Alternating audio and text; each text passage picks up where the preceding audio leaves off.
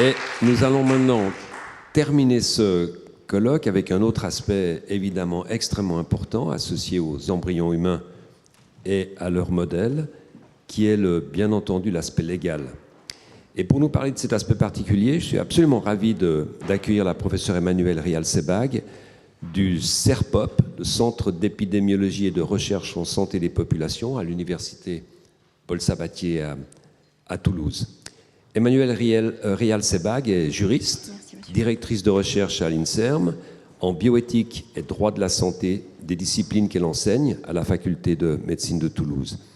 C'est une spécialiste des enjeux sociétaux, des nouvelles technologies du vivant, en grande partie grâce à ses connaissances qui sont à l'interface de la recherche, de ses applications médicales, des conditions éthiques et du droit qui règle ses applications. Je la remercie beaucoup d'être parmi nous ce soir pour terminer ce colloque. Je vous en prie.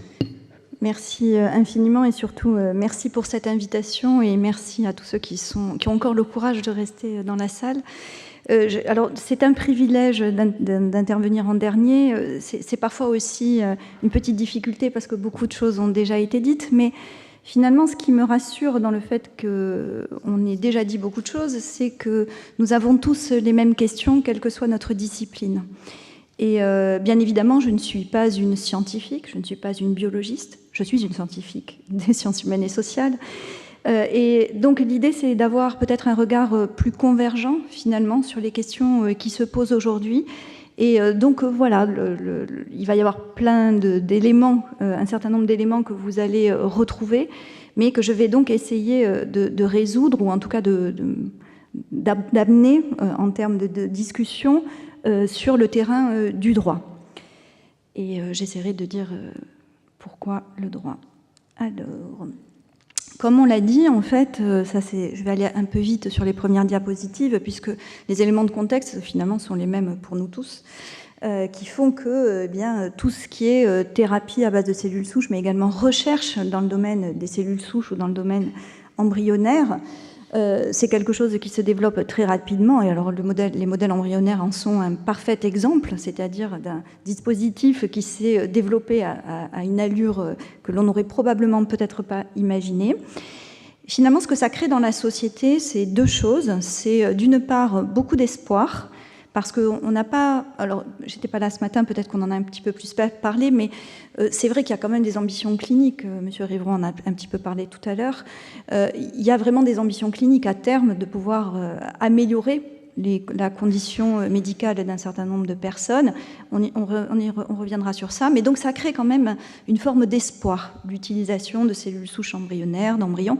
Mais ça crée aussi un espoir qui est peut-être un peu surdimensionné. Et finalement, le terme de révolution, c'est quelque chose qui revient beaucoup dans la littérature, que ça soit dans la littérature scientifique, biomédicale, mais également dans des revues un peu plus grand public. On est toujours quand même dans cette idée que les cellules souches vont faire ce que rien d'autre jusque-là n'a réussi à faire. Et donc, vous le voyez, donc je reste sur le Sciences et Vie, puisque je ne voulais pas mettre trop de choses en anglais, et s'il y en a quelques-unes, vous m'en excuserez.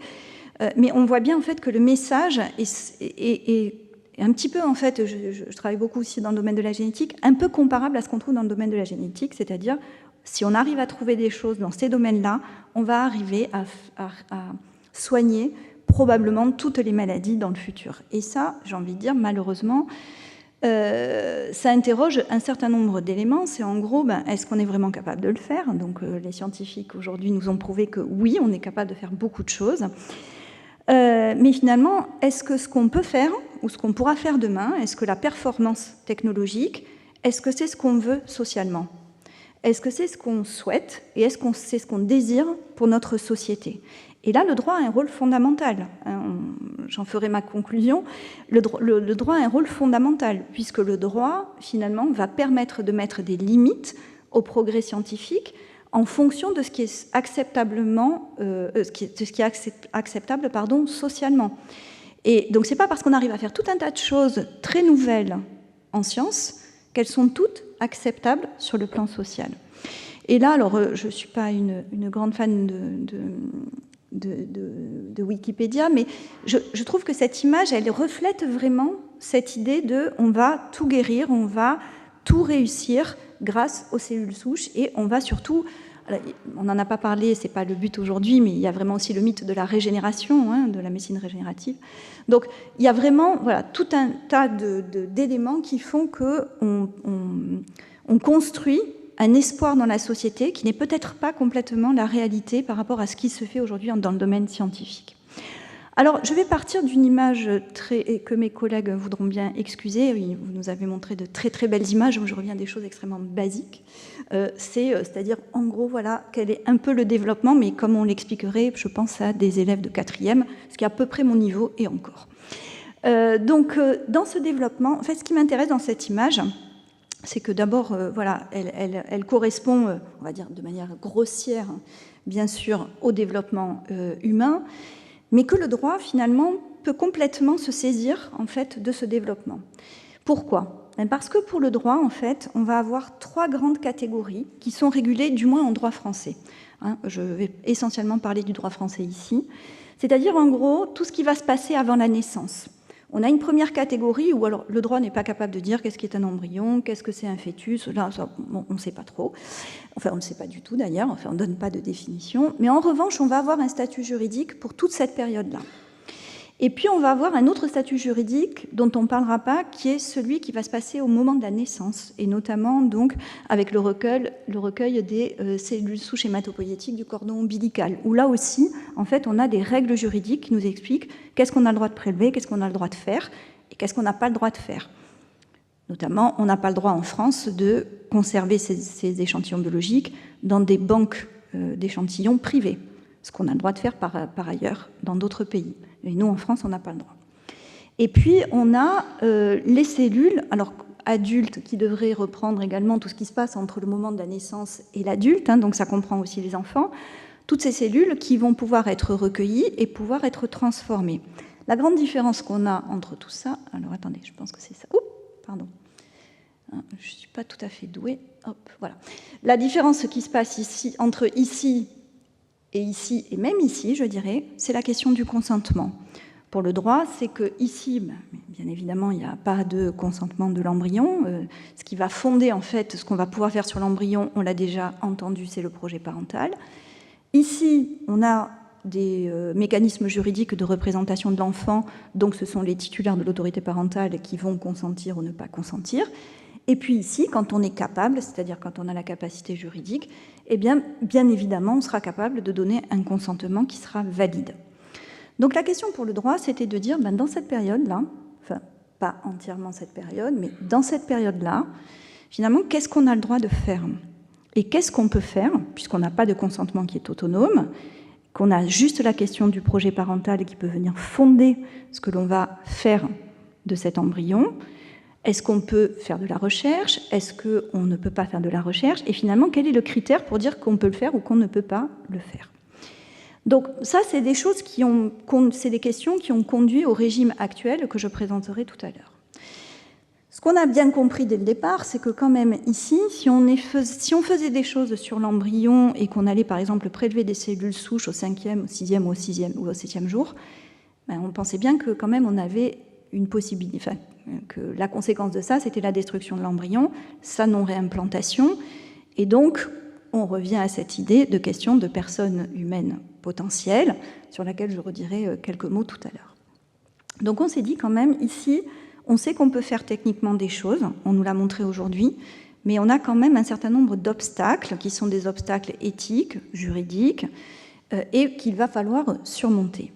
Bien évidemment, on a été, entre guillemets, un petit peu soulagé quand on a vu arriver ce nouveau type de cellules, donc les cellules iPS, qui ont permis finalement de reprogrammer des cellules adultes, donc donner à un moment où le consentement pouvait lui-même être donné par un donneur, et que l'on pouvait reprogrammer pour lui donner certaines caractéristiques des cellules souches embryonnaires, en finalement permettant de répondre à ces enjeux éthiques et à ces enjeux juridiques de la destruction de la personne humaine, du consentement.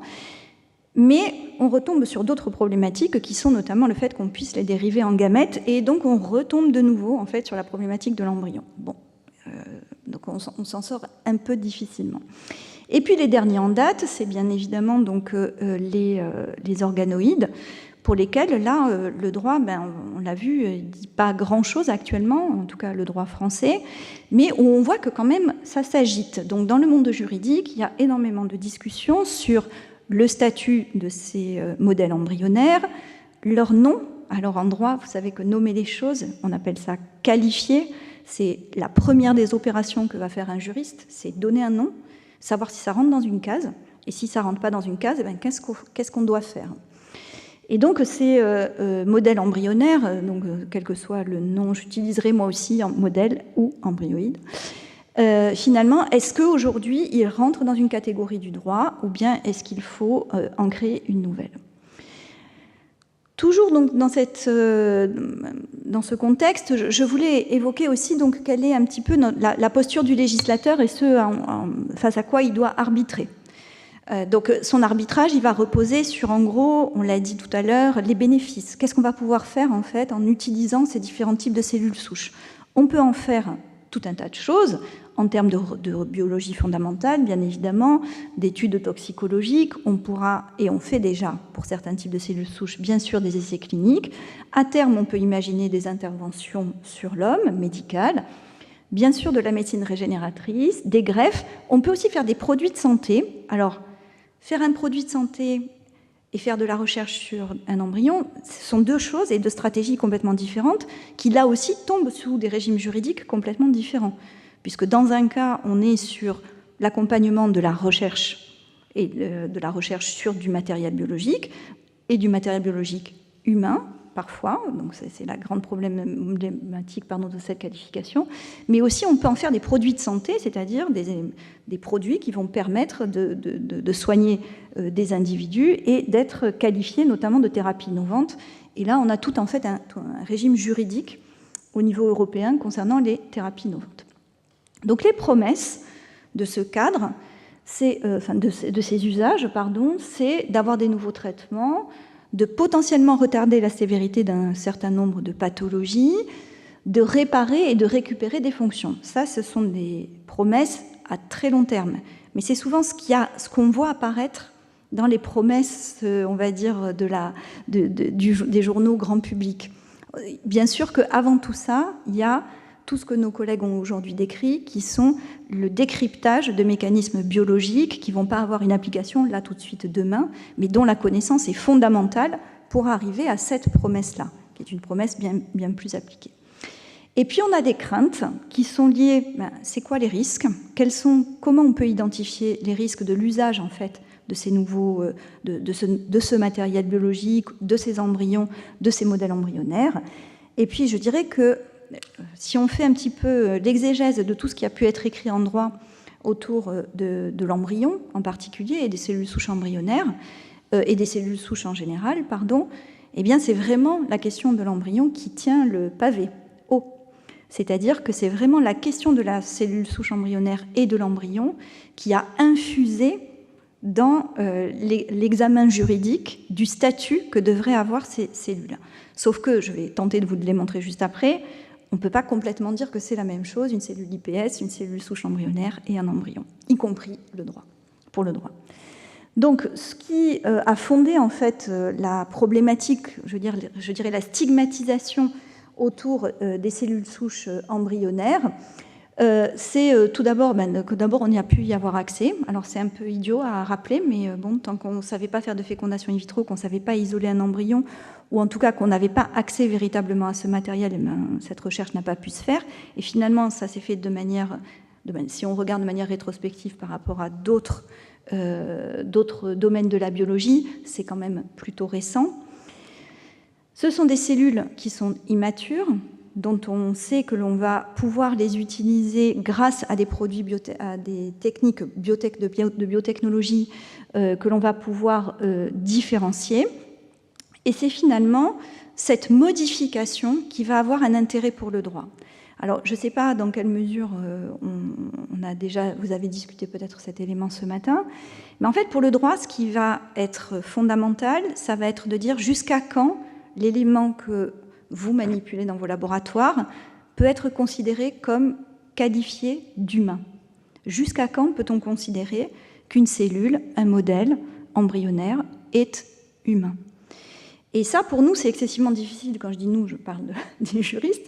C'est super difficile parce que même vous nous avez expliqué qu'on est dans un continuum et que peut-être on ne sait pas véritablement situer à quel moment on peut dire que c'est humain ou que ça ne l'est plus.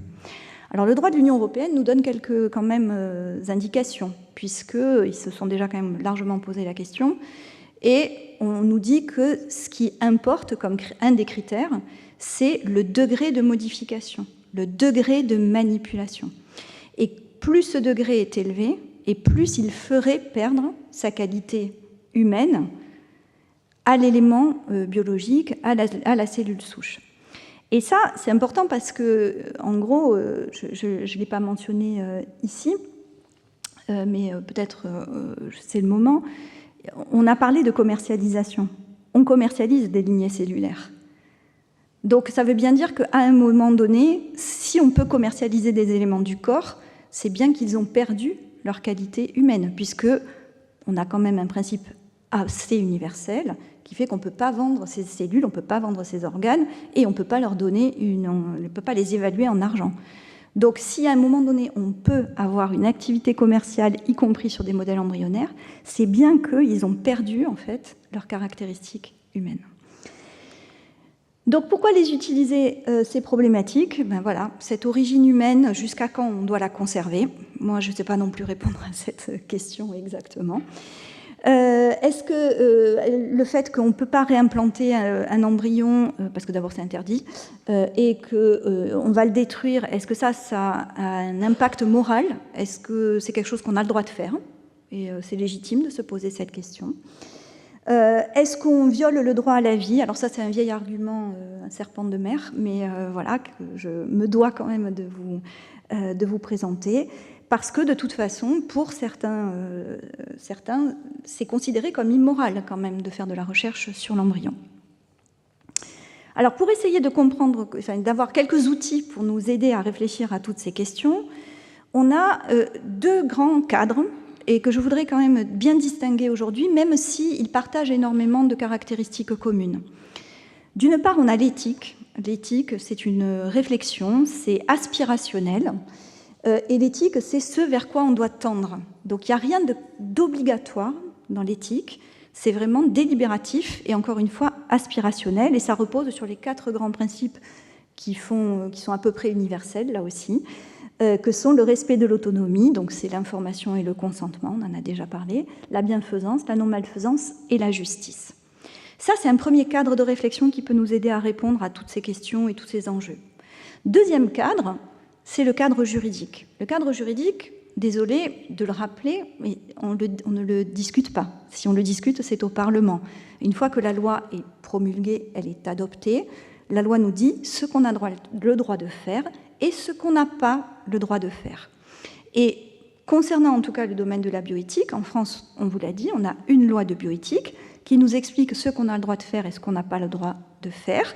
Et bien évidemment que dans cette loi, on a une posture qui est aussi morale. C'est-à-dire que le législateur va décider de choisir telle ou telle posture en fonction aussi des choix de société que nous faisons collectivement en France. Et concernant l'embryon, ce n'est pas un scoop, je le dis dès maintenant, nous en France on a une vision, mais dans d'autres pays du monde on a une vision qui est complètement différente. Donc on voit bien que c'est culturellement situé en fait, la bioéthique, et quand c'est situé dans une loi, là ça veut dire que c'est enfermé et ça devient obligatoire entre ce qu'on a le droit de faire et ce qu'on n'a pas le droit de faire. Donc on va voir 2 grands points, très rapidement parce que il y a beaucoup de choses qui ont déjà été dites. On va reparler de la nature ontologique des cellules souches. Je me permets de sourire parce que vraiment, je pense que pour le législateur, c'est ce qui pose le plus grand problème, c'est dire qu'est-ce que c'est. Bon, on a beaucoup de mal à le dire, donc ça va aller vite. Et puis, on rentrera un petit peu plus dans le détail sur le régime juridique de l'embryon et des cellules souches. La question a déjà été posée juste précédemment. qu'est-ce que c'est qu'un modèle embryonnaire, qu'est-ce que c'est qu'une cellule souche, qu'est-ce que c'est qu'un embryon, est-ce que c'est une personne potentielle?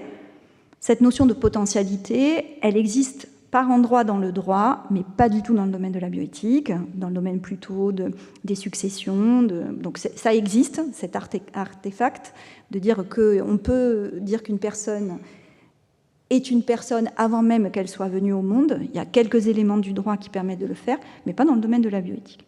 Donc j'ai envie de dire, pour le droit, la seule question qui se pose vraiment, c'est est-ce que tout ça, c'est une personne? Est-ce qu'on peut dire que c'est une personne?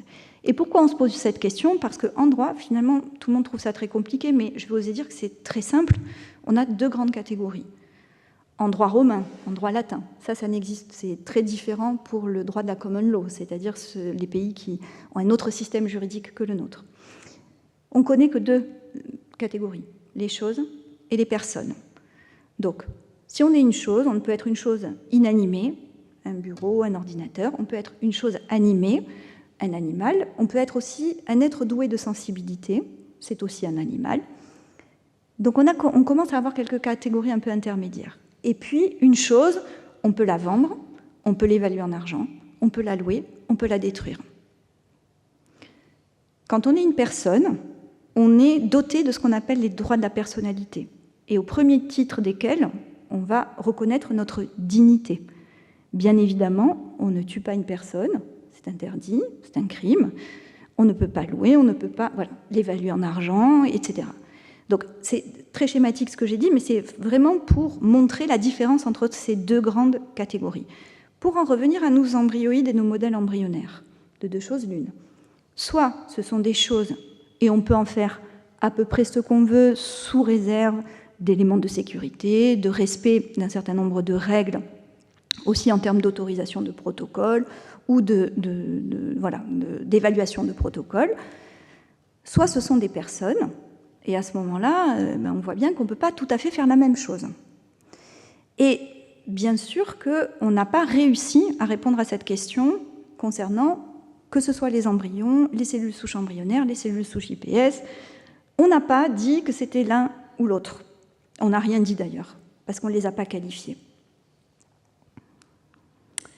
En France, on n'a pas de définition juridique de l'embryon, donc comme ça au moins on est tranquille. Enfin, tranquille. Je ne sais pas si on est tranquille. On a depuis 2021, la nouvelle loi de bioéthique, une définition des cellules souches IPS. Donc ces fameuses cellules souches qui peuvent être reprogrammées. On comprend bien que ce n'est pas les mêmes, parce qu'elles ne proviennent pas d'un embryon, d'accord, et elles peuvent se différencier, mais on comprend bien là aussi qu'à aucun moment on va les réimplanter. En tout cas, ce n'est pas le but. Pour les modèles embryonnaires, la question qui va se poser, c'est est-ce qu'on est dans les embryons qui ne sont pas définis, mais qui ont quand même un régime juridique?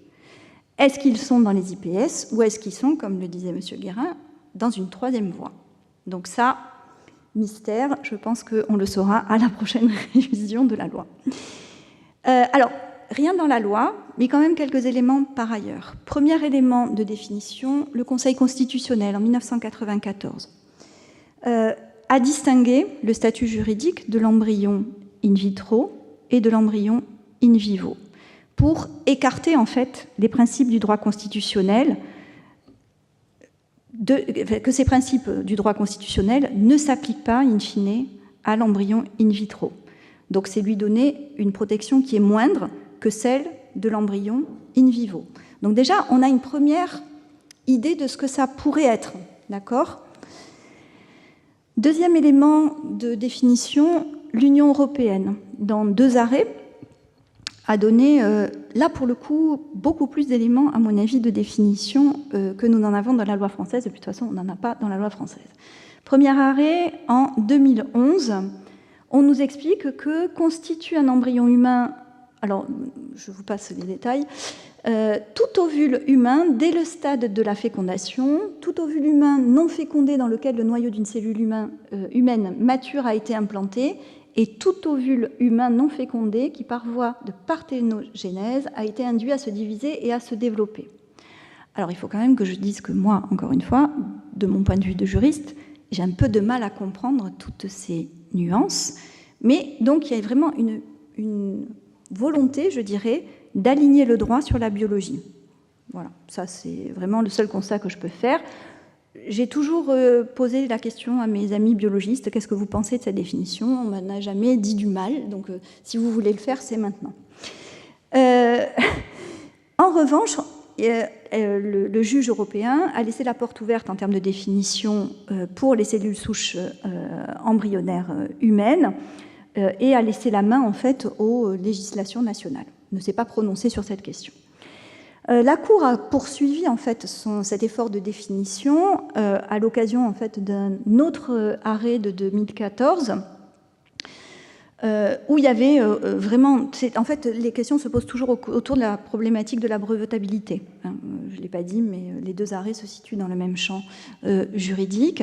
Et là, on va définir en négatif, c'est-à-dire ce que n'est pas un embryon humain, et on va nous dire qu'un ovule humain non fécondé, qui par voie de parthénogenèse a été induit à se diviser et à se développer, ne constitue pas un embryon humain, au sens de cette disposition. Donc c'est toujours la disposition sur les brevets. Si à la lumière des connaissances actuelles de la science, très important, donc ça veut dire définition évolutive, il ne dispose pas en tant que tel de la capacité intrinsèque de se développer en un être humain. Et je pense que c'est ce dernier critère-là, cette capacité intrinsèque de se développer en un être humain, qui finalement fait son chemin, je dirais, dans les différentes études autour des modèles embryonnaires, justement pour essayer de donner le critère qui va faire que le modèle embryonnaire n'est pas un embryon. Donc ce critère-là fait son chemin. Et puis, donc, Nicolas Rivron, que nous avons déjà tous cité, dans cet article, avec ses collègues, a essayé également... Alors, la définition a été traduite par Dippel, donc c'est pas moi qui ai fait la traduction. Hein, donc, j'espère que ça correspond quand même à ce que vous vouliez dire. Pour donner, en fait, une nouvelle définition juridique à l'embryon humain. Alors, je le dis tout de suite, mais je le répéterai en conclusion, vous l'aurez compris, que ça soit du côté... Alors, ce que j'apprécie, c'est que les scientifiques se saisissent de cette question, bien qu'il n'y ait pas que des scientifiques qui soient signataires de cet article, mais je trouve que c'est extrêmement important, en fait, que ça vienne du terrain, et qu'il y ait aussi une définition commune, ou en tout cas qui puisse être commune entre les scientifiques et les juristes ou les personnes qui font de l'éthique. Là où ça m'a fait aussi penser à des définitions qu'on trouve dans d'autres directives européennes autour des cellules, de l'usage des cellules pour la greffe. Il y a déjà des choses de cet ordre-là qui se disent, qui s'écrivent, et donc voilà, ça fait sens. La question que je me pose en tant que juriste, c'est est-ce que c'est opérationnel dans le champ du droit ? Est-ce que c'est opérationnel si demain il y a des actions en justice et que le juge doive utiliser cette définition, ou même la définition de la Cour de justice de l'Union. Hein. Je ne mets pas le flash que sur cette définition. Il y a aussi... voilà. Donc, encore une fois, la question de la terminologie employée, voilà. Est-ce que c'est le bon chemin à prendre ? Donc, vous l'aurez compris, on n'a que très peu d'éléments concernant en fait, la définition de l'embryon et sa définition ontologique. En revanche, on a beaucoup de choses concernant le régime juridique de ces cellules souches, et notamment en France. Donc, ce régime est issu de la loi de 2021, qui fait suite à une très longue évolution du régime juridique de la recherche sur l'embryon en France, qui a commencé en 1994, qui a connu quand même un événement majeur en 2013, avec une loi qui a modifié le statut de la recherche sur l'embryon, puisqu'on est passé en 2013 d'un régime d'interdiction à un régime d'autorisation. Donc on voit bien que cette loi a cheminé, et puis en 1994, je rappelle que la recherche sur l'embryon en France était interdite. Seules les études étaient autorisées. Donc études, ça voulait dire de ce qui se passe in vivo. En aucun cas, on avait le droit de faire de la recherche sur l'embryon. Donc finalement, en France, c'est autorisé que depuis 2004. C'est très récent. Donc on a une approche très conséquentialiste en France, c'est-à-dire qu'on va encadrer les usages. On ne dit pas ce que c'est l'embryon, on ne sait pas ce que c'est au niveau du droit, mais par contre, on va encadrer les usages. On a 3 régimes juridiques qui ne se ressemblent pas complètement, et je vais essayer de vous expliquer pourquoi. Embryons, cellules souches embryonnaires et cellules IPS, avec 2 interdictions, quoi qu'il arrive. Interdiction de créer des embryons pour la recherche. Ça nous vient du Conseil de l'Europe et de la signature de la Convention d'Oviedo. Donc, les pays signataires de cette convention se sont engagés à ne pas créer des embryons pour la recherche. Est-ce que ça doit être remis en cause? Point d'interrogation. Et l'interdiction de réimplanter un embryon modifié, et ça a été réaffirmé très fortement dans la loi de 2021, notamment en raison de potentiels usages de CRISPR-Cas9, donc des ciseaux moléculaires et donc de l'édition du génome embryonnaire. Donc 3 régimes juridiques, très rapidement. Pour les embryons, comme on ne peut pas créer d'embryons pour la recherche, on ne peut utiliser que les embryons dits surnuméraires, c'est-à-dire conservés dans les centres de fécondation in vitro et qui ne font plus l'objet d'un projet parental. Donc vous l'aurez compris, ce qui fonde finalement l'usage et l'accès à cet embryon, c'est le projet parental. Il n'y a pas de dignité intrinsèque de l'embryon. Donc en fait, en tout cas, ça n'a jamais été clairement reconnu. Donc il faut obtenir le consentement du couple. Et on sait en tout cas que pour les embryons, quand on parle d'embryon, il y a énormément, donc ça l'Agence de la biomédecine a fait un bilan, énormément d'embryons déjà encore conservés et qui ne sont pas utilisés. Il y a une vraie question éthique à ce sujet qui est de dire, il y a des parents qui ont... Alors je me permets de faire juste une petite remarque, c'est les parents ne donnent pas un embryon. Et ça c'est très important parce que le législateur n'a jamais employé le mot don dans la législation, c'est pour expliquer un petit peu le malaise. C'est-à-dire, on met à disposition l'embryon, ou quand il est accueilli par un autre couple, on dit il est accueilli par un autre couple. Ça veut bien dire qu'on ne peut donner qu'une chose. Donc, comme l'embryon, il n'est pas complètement une chose et pas complètement une personne, on n'utilise pas le mot don, dans le droit en tout cas. Donc, les questions en fait sur ces embryons, c'est qu'est-ce qu'on peut faire? Est-ce qu'on peut en créer? Est-ce qu'on peut les modifier? Est-ce qu'on peut les réimplanter? Et il y a donc une procédure bien connue, qui est celle de l'autorisation depuis 2013, donc, devant l'Agence de la biomédecine, avec un certain nombre de conditions qui doivent être respectées, et également donc, une ouverture depuis la loi de 2021 sur l'objectif que doit poursuivre cette recherche, qui n'est plus simplement la visée médicale, comme c'était le cas jusqu'en 2021, mais également la possibilité d'améliorer les connaissances biologiques qui manquent à naissance. Et ça, c'était pour intégrer en fait la recherche sur l'édition du génome. Les cellules souches embryonnaires, donc là, on va dire, c'est là où le législateur a voulu vraiment alerter sur ce qu'on était en capacité de faire et ce qu'on n'était pas en capacité de faire. On voit que c'est le régime le plus strict, en fait. D'accord ? Pour les 2 autres, cellules souches embryonnaires et cellules souches IPS, les régimes sont à peu près similaires, sont même complètement similaires, et on estime que le risque est beaucoup moindre. Donc ça voudrait dire que déjà, en termes de statut même moral, il y aurait une différence entre l'embryon, les cellules souches embryonnaires, et les cellules souches IPS, puisque dans ces 2 cas ici, en fait, on a simplement une déclaration devant l'Agence de la biomédecine, donc c'est un régime moins rigoureux que celui de l'autorisation, c'est plus souple, donc un simple régime de déclaration, mais quand même, je tiens à dire que le législateur a voulu marquer le coup, si je peux le dire ainsi, en édictant de nouvelles sanctions pénales. Donc, c'est-à-dire que le non-respect de toutes ces conditions, comme celle-ci d'ailleurs, eh bien, si elles ne sont pas respectées, il peut y avoir des sanctions pénales qui seront prononcées contre les chercheurs, éventuellement contre les institutions. Ce qui va importer ici, en fait, le risque c'est d'utiliser, et vous l'avez dit, il va y avoir un problème au niveau du consentement, enfin un problème, en tout cas, il va falloir réfléchir à comment on va recueillir le consentement pour l'ensemble, en fait, de ces recherches. Ici, en fait, ce dont on veut s'assurer, c'est qu'on ne va pas faire quelque chose que les parents n'auraient pas autorisé. Donc on veut s'inscrire dans le respect de la volonté des parents, qui n'est plus le projet parental, mais qui est la possibilité d'utiliser cet embryon pour de la recherche.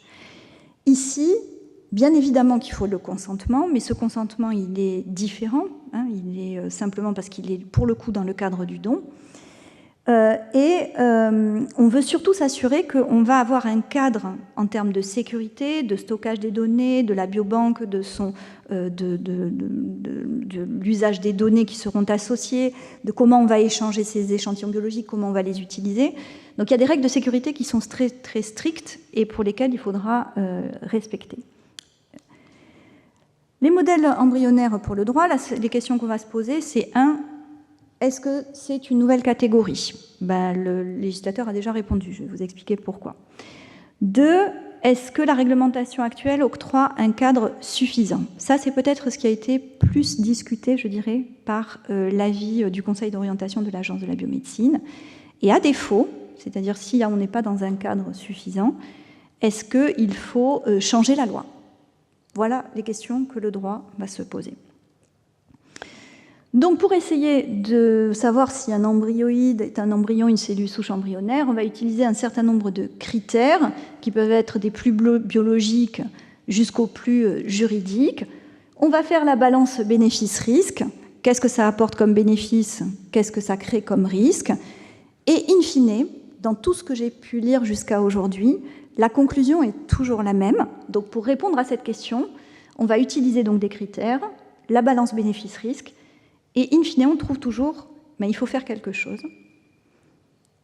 Un cadre juridique est nécessaire. Bon, alors, ok, donc on a compris qu'il fallait qu'on fasse quelque chose, qu'un cadre juridique était nécessaire. La question, c'est quoi? Donc en France, je vous le disais, on avait une réflexion donc, déjà qui avait été menée à l'INSERM au sein de son comité d'éthique. Et donc dans la loi de 2021, alors très subrepticement, on s'intéresse beaucoup à qui propose des amendements. Quand on discute une loi, on va regarder qui propose des amendements, finalement comment des nouvelles dispositions apparaissent dans le cadre de la loi qui est discutée au Parlement. Et là, ça a été une disposition qui a été rajoutée comme ça au décours d'une discussion et qui n'a pas été discutée. Et en fait, on a 2 articles dans le Code de la santé publique qui nous expliquent que l'Agence de la biomédecine, en plus de ses compétences en matière de recevoir la déclaration ou recevoir les autorisations des protocoles de recherche, eh bien recevra, s'il s'agit de modèles embryonnaires issus de cellules souches, de cellules souches elles-mêmes embryonnaires, eh bien, il faudra faire une autorisation. Et s'il s'agit en fait de modèles embryonnaires issus de cellules iPS, il faudra passer par une demande de déclaration. Et donc, on a 2 régimes aujourd'hui qui intègrent en fait les modèles embryonnaires dans une procédure. Et donc, on a réglé la problématique de l'ontologie, de qu'est-ce que c'est, par une approche procédurale. Je ne sais pas si c'est bien ou si c'est mal, je dis simplement que c'est comme ça, en tout cas, qu'on a résolu la question en France. La question que se pose l'Agence de la biomédecine est assez logique, c'est finalement, est-ce que ça suffit d'avoir fait ça dans la loi de 2021, ou est-ce qu'il faut aller plus loin parce qu'il faut vraiment changer notre modèle juridique? Ça doit faire l'objet en fait de recherche. On n'est pas capable de répondre là tout de suite. Il faut qu'on fasse un peu une analyse plus fine du cadre réglementaire. Donc, pour finir à l'étranger, comment ça se passe? Ça s'agite aussi, beaucoup. Donc, on rappelle juste donc, qu'on a plusieurs... en fait, la recherche sur l'embryon, si on en revient en fait, à la question initiale, c'est est-ce qu'un modèle embryonnaire est un embryon? Si on dit oui, il faut qu'on regarde un petit peu ce qui se passe sur la recherche sur l'embryon dans le monde. Et en fait, on a 3 grandes catégories de pays. On a des pays qui, on l'a déjà dit, enfin en tout cas la terminologie a déjà été utilisée, qui sont permissifs, où on peut faire ce qu'on veut et de manière avec des conditions qui sont très allégées. On a des pays où on a des politiques qui sont plutôt flexibles, donc avec un certain nombre de conditions qui sont plus rigoureuses que la catégorie des permissifs. Et puis on a ceux pour lesquels on ne peut rien faire. On n'a pas le droit de faire de la recherche sur l'embryon ou sur les cellules souches embryonnaires, ou les pays dans lesquels il n'y a pas de politique. Les pays dans lesquels il n'y a pas de politique, c'est un peu considéré comme des paradis bioéthiques, parce que finalement, si on n'a aucune politique, on peut potentiellement y faire ce qu'on veut. C'est le jaune, donc voilà. Donc je vous laisse en tirer les conclusions. Alors, juste une petite chose ici. Donc, vous voyez que quand même au niveau européen, ce n'est pas la même chose pour tout le monde. Hein. On n'est pas harmonisé. Et donc, finalement, le fait d'avoir cette diversité, ça peut être vu comme une richesse. Mais concrètement, sur le terrain, c'est que les pratiques de recherche et de mise en œuvre, en fait, de ces règles diffèrent d'un pays à l'autre. Donc, on n'est pas tous, et les chercheurs, en tout cas, ne sont pas égaux face au droit quand on fait de la recherche sur l'embryon ou sur les cellules souches embryonnaires. Et ça crée donc des disparités entre les différents pays, y compris en Europe. Ce paysage, il est clairement donc fragmenté, avec, vous le voyez, donc quelques exemples, alors en sachant que tout ça peut évoluer du jour au lendemain, mais on a une recherche qui est très réduite en Italie. J'aurais pu aussi parler de l'Allemagne, qui a un régime un peu hybride, où on n'a pas le droit de faire de la recherche sur l'embryon, mais on a le droit d'importer des lignées cellulaires. Donc on a des régimes qui sont un peu à cheval entre le permissif et le restrictif. On a aussi donc, des pays comme la France ou le Royaume-Uni, où on a des conditions qui doivent être respectées pour pouvoir faire de la recherche sur l'embryon, mais ces conditions ne sont pas les mêmes, en fait. C'est ça qui change aussi, qui va créer en fait des disparités. On peut avoir des créations d'embryons, c'est autorisé aux États-Unis par exemple, et puis c'est interdit en France. Donc en fait, on a des pratiques qui sont très hétérogènes d'un pays à l'autre. Alors vous me direz, comment on fait pour essayer de mettre tout le monde dans le même bateau ? La seule véritable initiative que je pourrais évoquer aujourd'hui, c'est cette évolution des directives tissus-cellules qui concerne plutôt les cellules, encore une fois dans le contexte de la greffe, qui vont faire l'objet d'un nouveau règlement par l'Union européenne qui s'appelle le règlement SOO, alors SOO pour Substance of Human Origins, qui, dans une certaine mesure, pourra s'appliquer aux cellules souches embryonnaires, comme les précédentes directives. Alors, je n'ai pas du tout le temps de rentrer dans le détail très technique de ce règlement, mais voilà, c'est juste pour vous dire que c'est un peu la seule piste que l'on a aujourd'hui. Alors, pourquoi on a ces différences ? C'est bien parce qu'on a des valeurs culturelles qui sont très différentes, l'utilitarisme et les droits fondamentaux. Et je pense qu'il ne faut pas oublier aussi qu'il y a la volonté politique de soutenir ou pas ce type de recherche. Et ça, c'est extrêmement important parce que s'il n'y a pas de soutien politique, il n'y a pas de fonds, il n'y a pas de financement, et donc on ne peut pas le faire. Et en France, on est un peu entre deux. Et tout ça, donc, vous le voyez, ça a un impact sur l'harmonisation des pratiques et également sur les stratégies juridiques qui doivent obligatoirement être alignées sur le cadre scientifique. Alors, en Europe, on a quand même tout un consensus qui est en train d'émerger entre différentes institutions. Alors ici, vous avez une proposition actuellement discutée en Norvège. On a déjà parlé de l'Embryo Act et de son évolution imminente. Et également, donc, cette discussion est en cours au sein, vous le voyez, du Parlement britannique, avec un consensus quand même sur l'extension du délai de culture, également sur l'adaptation de la réglementation, mais par contre, il reste un flou, en fait, sur comment on le fait. On est d'accord sur le constat, mais comment on le fait, et tout ça va dépendre de comment on adopte cette législation. Pour finir, je voudrais vous signaler en fait la parution de ce rapport qui date d'il y a quelques semaines, qui a été fait dans le cadre d'un projet qui s'appelle le projet Hybrida, qui est en train d'être terminé, qui est un projet européen sur les organoïdes. Donc les deux personnes que vous voyez là-bas, c'est d'une part un juriste, Jonathan Lewis, et Soren Holm, qui est un philosophe, et qui donc eux aussi ont rendu un rapport, à mon sens, très pertinent pour notre réflexion actuelle autour de la régulation en fait des modèles embryonnaires. Et comme vous le voyez, ils ont fait à peu près les mêmes constats que nous avons eus sur toute cette journée, c'est-à-dire on sait que ça va être utile sur le plan scientifique et médical, on sait qu'il y a un problème en fait sur comment les réguler. Il faut réfléchir par rapport à comment on situe cette catégorie des modèles embryonnaires par rapport à l'embryon. Et quoi qu'il en soit, il nous faut une définition. Et là aussi, je dis merci à DeepL. Les enjeux qu'on n'a pas trop discutés aujourd'hui, et là vraiment je sais que j'ai plus le temps, sinon la cloche va sonner, c'est aussi ce qu'en pense le public. Et je crois que c'est un enjeu absolument fondamental. Ce débat, il ne doit pas rester parmi les experts. En fait, ce qu'on voit aujourd'hui, c'est que c'est vraiment débattu par des experts. Ce débat, il doit redescendre, je dirais, un petit peu dans l'arène plus publique, pour essayer aussi de faire comprendre aux gens ce qu'on fait, bien faire comprendre les différences entre ces différents types de recherches et faire comprendre également quels en sont les enjeux.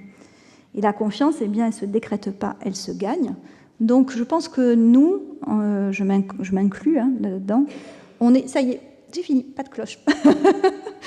C'est que vraiment on doit absolument communiquer, on doit absolument expliquer, on doit être transparent. Transparent sur ce qu'on est en capacité de faire aujourd'hui, sur ce qu'on sera en capacité de faire demain et pas donner de faux espoirs. On doit, alors ça c'est ma conclusion personnelle, je reste un peu vigilante sur la biologisation du droit. Donc le fait d'amener de la terminologie biologique dans le droit, est-ce que c'est vraiment la bonne solution? Je n'en sais rien. En sachant que la loi reste le meilleur des garde-fous et qu'il faut qu'elle soit intelligible et applicable. Et je vous remercie.